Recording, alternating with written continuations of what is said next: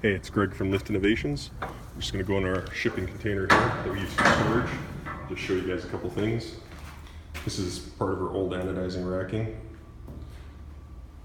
This stuff hung on this rack here. How this thing worked was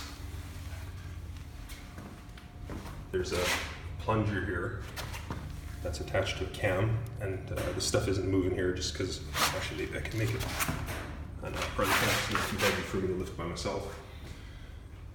And anyways, when this plastic plunger here got compressed, it would move this cam here, and then through this linkage, it would move this entire arm back and forth. I'll just shift to this side here. And then these arms here were attached to, just run over here.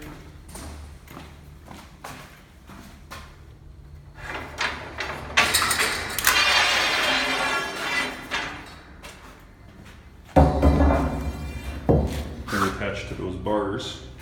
And then these guys here were clamped to those bars.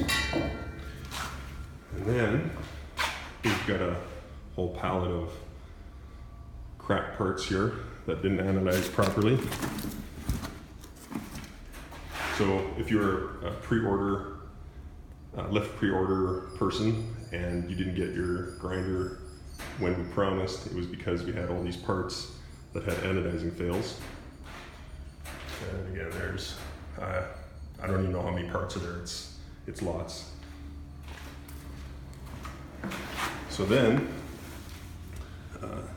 the parts would go on these little fingers here. You'd compress these, and then the parts would go on like that.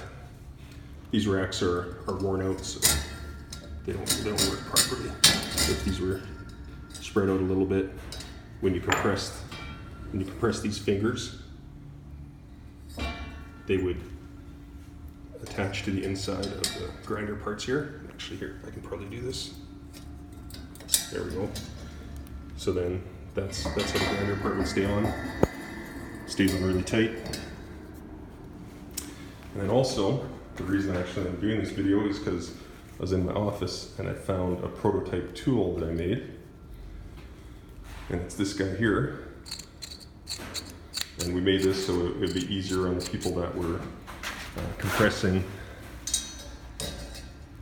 these fingers here.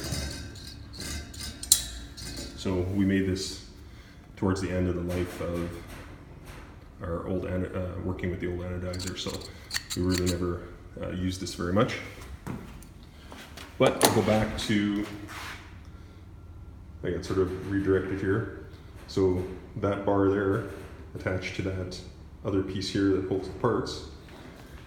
And then go back to this racking,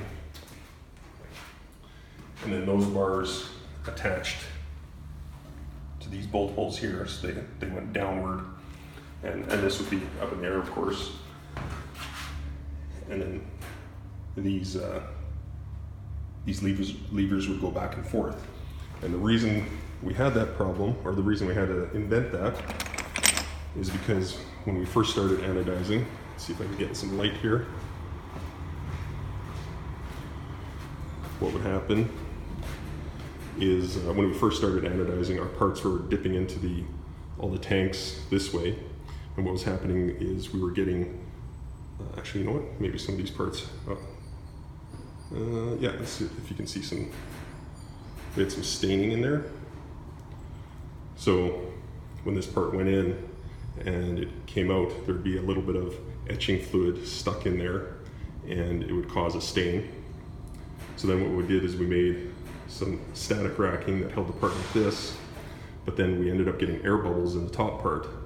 So that's why we had to make this racking that moves back and forth, so that when the part went into the tank, it would shift in this direction so that the air bubbles would be allowed to flow. And then when it came out, it would shift in this direction, allowing the etching fluid to drain.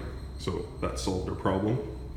But didn't have too good of a success with the quality of work they're doing on the other fronts there.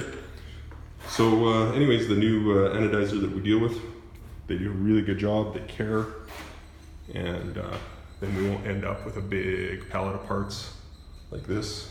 Actually, here, let's might as well just look through some of these parts here. Look at that. That is not fun. Actually, getting a little depressed here looking at this shit.